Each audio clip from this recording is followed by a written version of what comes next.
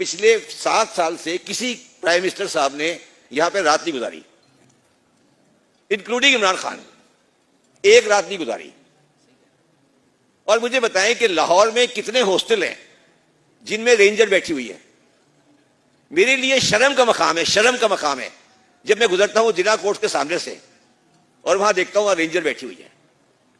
मैं एज कराची आई जो सोचता हूं कि ये इतना खूबसूरत हॉस्टल है, मेरे पास मीठा राम हॉस्टल है। मैं सोचता हूं कि यार ये कैसा शहर है जिसमें स्टूडेंट हॉस्टल में रेंजर बैठी है। मुझे बताएं कि दुनिया का कौन सा शहर है जिसमें 30 साल से रेंजर बैठी हुई है।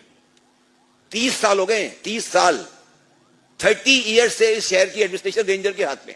किसी भाई के लाल की आवाज नहीं निकलती कि रेंजर क्यों बैठी है। हो सकता है सही बैठी हो, मुझे नहीं पता, और मैं तो इन सब चीजों को भुगतता हूं। मुझे टेलीफोन अभी शायद आ जाएगा थोड़ी देर बाद, वो तो आ जाते हैं, मगर मुझे ये बताएं कि रेंजर क्यों बैठी हुई है 30 साल से। या तो हम ये फैसला कर लें कि पुलिस खत्म कर दे, फिर खत्म कर दे पुलिस को। अगर हैदर भाई 30 साल को छोटा अरसा नहीं होता, 30 ईयर्स, और हम इस रेंजर को पैसे दे रहे हैं। यहां